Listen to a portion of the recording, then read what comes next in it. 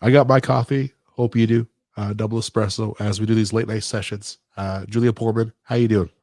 I am doing super well. How are you doing? I'm doing great. This is Meet Me for Coffee, the showboat coffee, the showboat, great conversations, musicians, entertainment, um, sometimes conspiracies, but that's okay. You got to be very, very into that kind of stuff. And it happens very, very seldomly. How do you take your coffee? Do you drink coffee?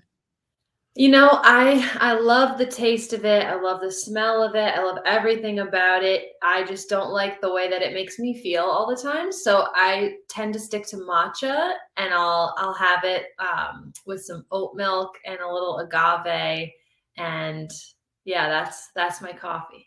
Agave is it like tequila or like the agave syrup?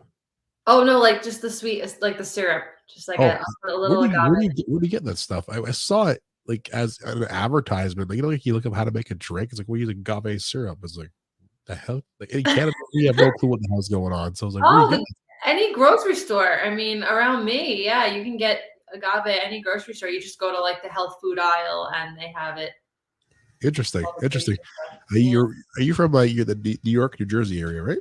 Yes. So I'm originally from the Finger Lakes region in central, upstate central New York, and now I live near Asbury Park, New Jersey. Yeah, yeah, that's cool. Asbury Park, Tony Soprano kind of thing. Yeah. I got some family up there as well. So Julia, I did a kind of like a little analysis of your music. I really think that I hear Alanis Morissette. I don't know why. Kind of like the similarities. Do you listen to her at all, or I listened to her a lot, and she was Yeah, definitely super inspiring to me growing up. And just getting older, I watched the documentary. She made a documentary maybe 2 years ago. Watched that, all about the Jagged Little Pill tour yeah, years and years ago. And yeah, she's a huge inspiration to me. So I'm glad you picked up on that. yeah. It's sometimes you just it's kind of cool to hear that style, right? It's obviously you don't mean it to come out that way, but I can hear the influence, right? And I really feel that it'd be cool for you to open up for her because you go hand in hand, and hopefully this reaches her because it's pretty fantastic. You got some great singles up on Spotify, as far as I can see. Open your mind. Sorry, already got it, and Runaway Ship. I just blown away. I added it to my playlist. Thank you. I'm looking forward to hopefully seeing you live one day. Um, let's talk about you and your inspirations. Like besides Alanis Morissette, what else is going on in the life of Julia Poorman? Yeah. As far as my inspiration goes, I mean, I feel like it's really evolved, since obviously everyone's tastes kind of change, but I find myself listening pretty consistently to the pop rocks station on Sirius XM, 90s on 9, Alt Nation. So I hear a lot of like, Red Hot Chili Peppers, Vertical Horizon, I don't even know, Google Dolls, Third Eye Blind. You know what I mean? Like a lot of 90s, Alanis, Jewel, you name it. So a lot of like the late 90s, early 2000s. I definitely draw inspiration from a lot of those artists. But then, I listen to a lot of really modern stuff too. I tend to listen to a lot of indie. A lot of artists that aren't played on the radio. So it's kind of like a cool mix of all of that. And even when I'm writing, I don't ever try to sound like anybody else or write a song like, oh, like you said, I'm not trying to sit down and be like, I want to write an Alanis song. It just sometimes it comes out like that. And actually, my next single is very Alanis-y, but not, once again, not like by my intention. Absolutely. You know what? I feel like the older I get, the more I kind of like listen to 90s music and like I kind of chill out. I really struggle to think that like, this was my thought the other day. How how do bands who have released I don't know if you understand how charting works with like records and whatever like that. How do bands who have released albums like 20, 30 years ago able to chart on a, a, like a list, right? Like I don't understand like how that's possible. There's not that many big opportunities for independent artists like such as yourself. Uh, are you trying to get on the radio? Are you on the radio right now in your area? There's so much fantastic features with your music and sound. Like it's absolutely amazing. Thank you. I really appreciate that. I think that's one thing I want to get a little bit more deeper into is what my kind of my guidance was establish a bit more of a foundation as far as like who I am as an artist. Let's get a few more singles out there, and everybody's kind of take on it is different. Everyone's opinion on it is different, but by the time someone hears me on the radio, I want them to have enough stuff to go back and listen to, and enough content for them to flip through to really be able to get a sense of who I am and to grasp who I am as an artist and see if they like my style. But for right now, I've just been really heavy, pitching it to playlists on Spotify. And then I have other stuff that I do like with sync licensing, and I record music, and I've gotten a couple placements on TV. So I'm really just trying to, throw all the darts at the board, I guess, or I guess two big darts, right? Me as an independent artist pushing my music, and then me trying to sell music, for TV and film, and just really seeing, where what I fall in love with more. And maybe it'll always be a little bit of both. I think that's where the money is, like just getting your song placed somewhere and having a sync licensing. That's the part that people don't understand. It's like, hey, wait, why is Justin Bieber selling his music? Like, dude, the guy gets publishing. Like he can sell his records and masters or whatever.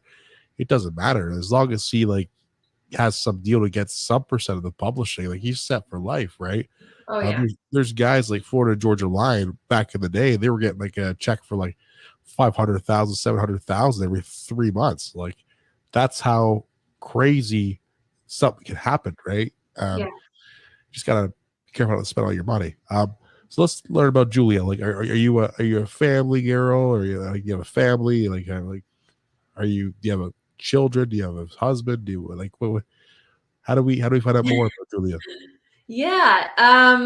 So I grew up in a small town, upstate New York, in a small family. I have one sister. She is a few years older than me. And, my parents separated. My dad still lived in upstate New York. He unfortunately passed away a couple of years ago, very suddenly. But my mom's still with us, and she lives in New Jersey. So we're separate, but we're all close. My sister lives in Albany. And as far as myself, I have a fiance and I have a dog that is my child. Oh, But yeah, other than that, just continuing with music. And my fiance and I run a company together called Lava Rubber. And there's an spin-off of that called Mood Mats. So that's MOODMATS. You can check it out on online, moodmats.com. So we recycle wetsuits, and we take those wetsuits and we turn them into different types of mats. So either like coasters or yoga mats or changing mats, collectible, mats with cool artist stuff on them. So that's like my daytime job. And then, on the side, I've been doing music. I've really started picking it up about a year and a half ago, started picking it back up again after quite some time. And so that's really me in a nutshell. that's pretty cool. You got to keep yourself busy, right? I mean, obviously, you guys are probably planning a wedding at some point in time. Yeah. Take a bit of a break, but you guys have a cool, sustainable business, a dog to keep you entertained. Yeah. And I feel like writing music for you is second to none. Like you really, you got a natural talent for it, and it's what I'm hearing on the recordings is probably nothing compared to what is coming down the pipe. I really feel that. Are you really seeing any more music, or are you going to the studio again? Yes. I'm actually recording my vocals for my next single on Thursday. So I'll be going to the studio to do that.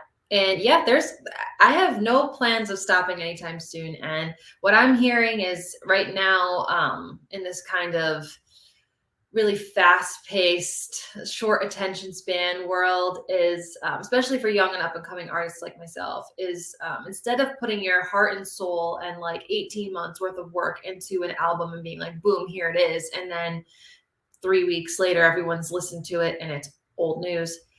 put something fresh out every 6 to 8 weeks and just, keep people interested and keep things fresh. So that's sort of where I've been, the road I've been going down. Um, but that's not to say that, maybe in the near future there'll be an EP of sorts or something. Hey, you know what? Sometimes that's a good way to go and just keep people kind of entertained for a while. Especially you have like almost 43,000 people listening to you on Spotify monthly. So like Yeah. if they're following you, that means like every time you pop something out and it pops up on their feed, so Yeah. um, it just takes that one very good song and then maybe you collaborate with like a DJ or something that he remixes some of your vocals or something. That's actually a good idea. Um, Yeah. uh, uh, Stuff like that, right? It's gonna happen. It just takes time, and I feel that you're on the right track right now. Obviously, like life hits you sometimes. You take a bit of a break. The last 3 years have been a complete whitewash. I'm very happy to see that people are still going strong with their passions, stuff like that. I Yeah. read that your father, he passed away. It was the last picture he sent you was him listening to your music.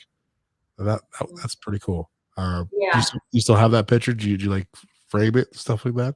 I took screenshots of everything that I could. So yeah, I have all of that. But when I was going back and I was looking at that, I just thought that was extremely powerful, and I thought it was just such a sign. Yeah, And I don't even know if I have if I ever expressed like how I got back into music. But one day I was just pulling up to pick up my guitar. Basically, I'd been waiting, and I don't know if you're like a spiritual person or if of you course. believe in that kind of stuff, but I definitely do. I just feel like I just take so many things as signs. And one day I dropped my guitar off and I'm like, you know what? I haven't picked this thing up in way too long and it needs new strings. So I dropped it off at a music store, and it had been probably 3 weeks until I was able to go back and pick it up because they're only open certain hours, and I work most, till about 5:30 most days. So one day it just happened to be like my back was hurting, and I was like, all right, I'm going to schedule a chiropractic appointment. So I go to my chiropractor, and on the way back it's like 2:30, and I'm like, oh, perfect, I'll pick up my guitar because I'm out and about, store's open. So I pull up and I go to get out of my car, and this guy is walking past me, and I have this pretty cool car. It's an electric BMW i3, so it's like it looks like this little like Yeah. electric go-kart kind of thing. So it's kind of cool. I had my eye on it for a while. And so this guy comes up to me and he's like, cool car. And I'm like, oh yeah, thanks. So we get to talking for a second, and he just happens to be going into the music store that I'm going into. And he's like, oh, what are you picking up, an instrument? And I was like, oh yeah, I'm getting my guitar. And he's like, oh, cool. Are you in a band? And we just started to get to talking. And I was like, no, I'm not in a band, but I'm just picking up my guitar again because I feel like I got to get into it. And that was about maybe 3, 4 months after my dad had passed, and I was really like, I got to pick up my guitar to like cope and play music again so that I can get through this stint in my life. And so he's like, well, when you're done with that, come upstairs, check out the studio, and come see what it's all about. And I knew there was a recording studio upstairs, but that's all I knew. I didn't know anything about it. I didn't know how like big it was and whatever. So like 50% of me was like, you should go up there because I was excited. But 50% of me was like, some random dude asking me to come upstairs in this random building. Like, I don't know. So Yeah. I was definitely a little like, and I went with my gut, and I was like, you know what? Just go upstairs and check it out. It's in the middle of Asbury Park. It's got to be fine.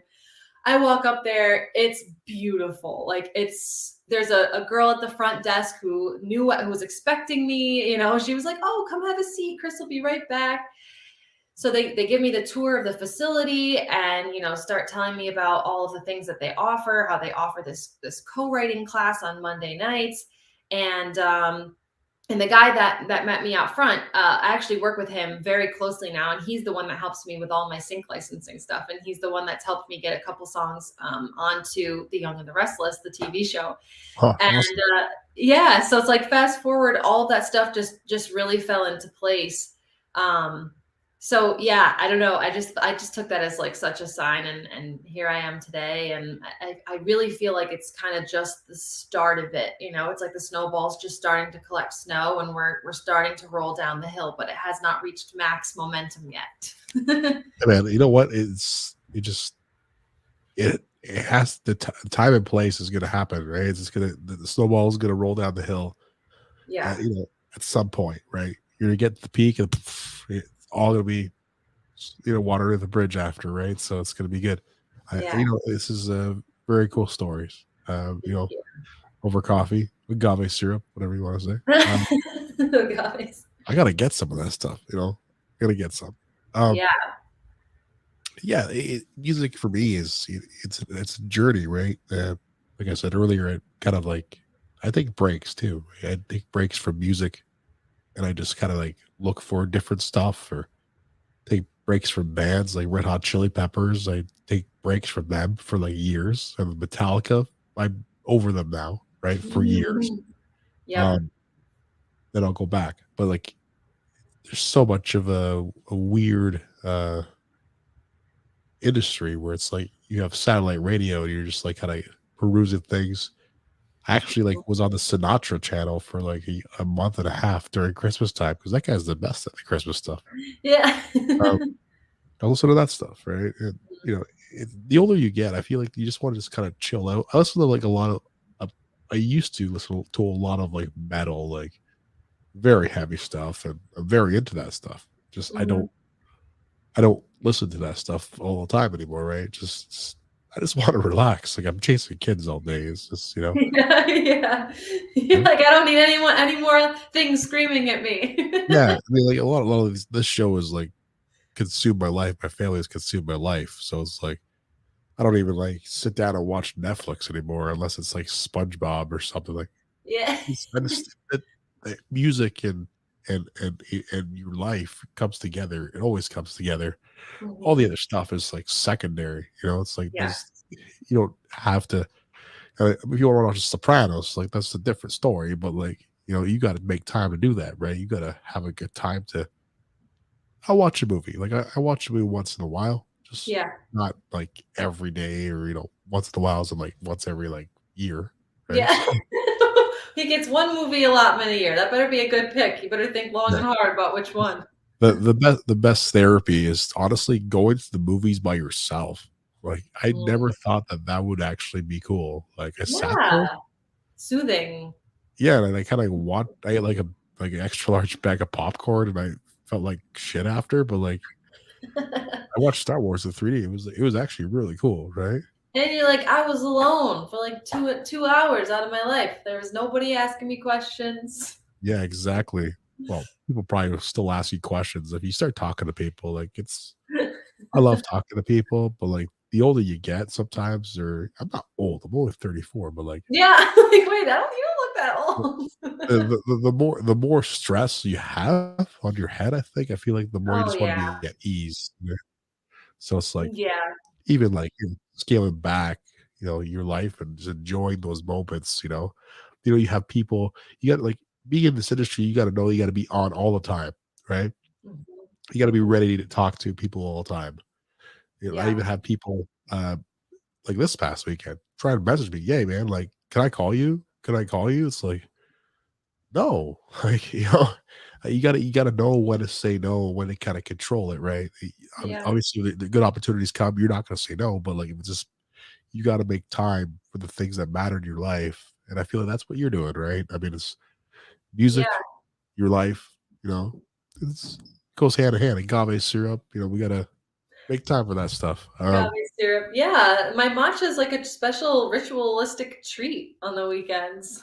Yeah, well, matcha lattes at Starbucks are like $10, man. Like, Oh holy yeah, shit. they rip you off. I went there and I got one and I was like, this is so delicious, but the whole thing is ice. And I was done with it in like 2 seconds. So I'm like, Yeah. I could make this 10 times over at home for the same cost. Sometimes I feel that way when I go eat something out, like I get like a burger or whatever, and I eat it. Like I just spend like all that money. I just ate it already. Like, Yeah. there's a lot of superficial, materialistic things we have in our lives. Mhm. Coffee for me, like just regular coffee, is worth it. I will never go buy a latte or whatever like that. Maybe I'll buy it for someone else, but like I won't Mhm. buy it because it just takes so much time. You got to stand at the side at Starbucks. The one time they're understaffed, I show up. Usually it's like I completely like not busy at all, but it's like packed. I was like, what the heck is going on here? I Right. looked inside, I looked like a freaking nightclub at like 2 o'clock in the morning. Like, like outside where the sausage they serve the sausages outside. It's like it was just packed, right? Oh, yeah. I go in there, I'm like, "Can I get a coffee? Like, I actually get a coffee? Like, can I get it now?" Like, "Oh, yeah, she just gave it to me." So everybody else was getting, like, all these weird drinks and For sure. mojitos. Frappe, mochalinos, Yeah, and yeah. Yeah. It's a lot of milk and weird combinations that, yeah. really aren't good for you, right? Like, Yeah, yeah. uh, we can talk about coffee all day. I really appreciate your time. Yeah, we're gonna hopefully see you once again on this show. Maybe get you to perform and hear your voice. I mean, it'd be very cool. Yeah. Thank you so much, Julia. This has been a great privilege. I'm happy we finally did this. And Yes, same. for all you people out there listening, uh, I want to make sure that you head on over to her Spotify page and check this out. I'll be promoting you online, um, and we will do this again. Thank you. Oh, absolutely. I look forward to it. Thank you so much.